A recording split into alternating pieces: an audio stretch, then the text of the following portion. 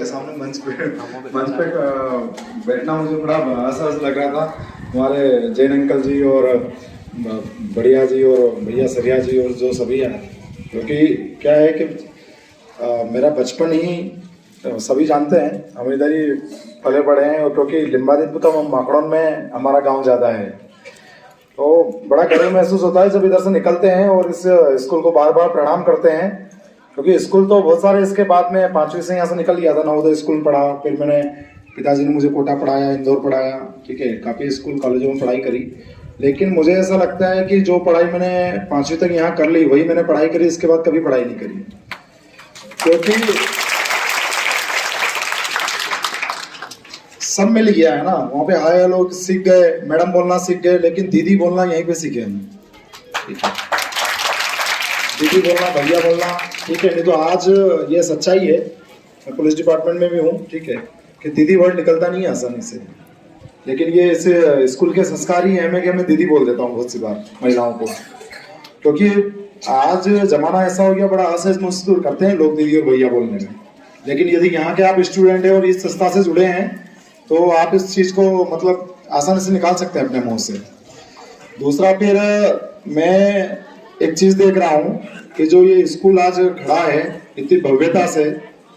तो इसके पीछे जो समिति है उसका मैं कोटि कोटि प्रणाम करता हूँ।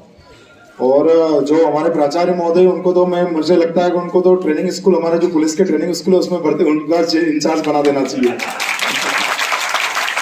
ये इतनी एक्टिव है वो, मैं जब उनसे पहली बार मिला तो मुझे ऐसा लग गया था कि अब स्कूल अपना बहुत उठेगा, क्योंकि समिति बहुत अच्छी हो, लेकिन एक उनको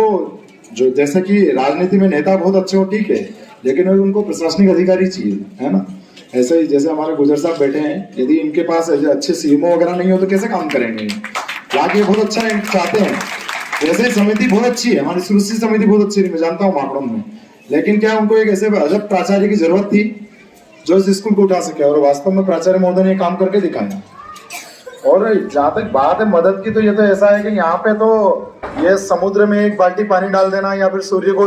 आईना दिखाना वाली बात है, यहाँ पे तो जितना करो उतना कम है। अच्छा, दूसरा, आज जो बच्चे विदाई समारोह ले रहे हैं, ठीक है, 12th में स्टूडेंट है, तो मैं तो ये कहता हूँ कि देखो, परिवार को कोई बड़ा बच्चा होता है उसको बाहर निकलना पड़ता है परिवार के भरण पोषण के लिए, तो यहाँ के जो बच्चे आज विदाई ले रहे हैं वो आप यहाँ के इसको स्कूल को और पोषित करने के लिए जा रहे हैं, है ना। आप बड़ा पद पाएंगे, कुछ भी पाएंगे जीवन में, ठीक है, कोई जरूरी नहीं नौकरी करें, ठीक है, धंधा व्यवसाय, हमारे बीच में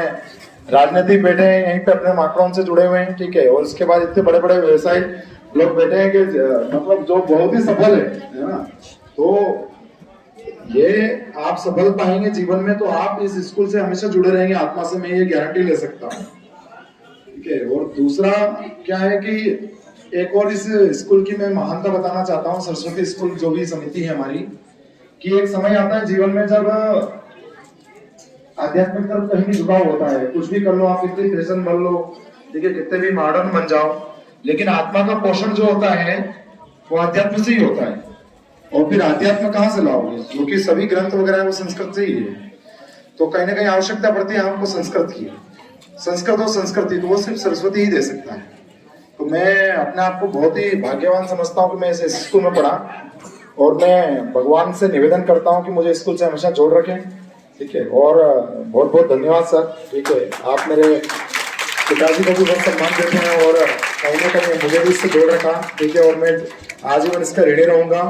और मैं जितना भी मुझसे कोशिश हो सकती है आर्थिक रूप से, शारीरिक रूप से, इसके लिए मैं लगा रहूंगा। बहुत बहुत धन्यवाद सर, प्रणाम।